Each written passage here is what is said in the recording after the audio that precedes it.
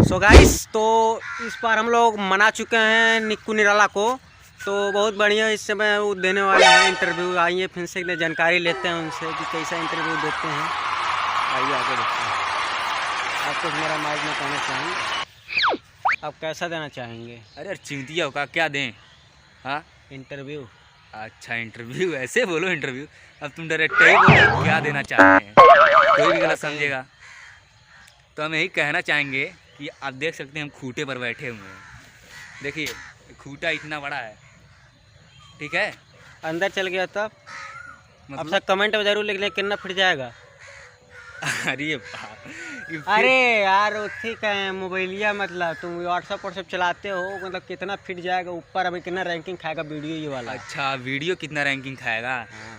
अब जो लोग देख रहे हैं वीडियो, अब इन लोगों के ऊपर डिमांड करेगा ना कितना जाएगा कितना नहीं। अब हम क्या जाने, भगवान थोड़ी ना। 50 के पहुंच जाएगा। कभी नहीं जा सकता है 50 के।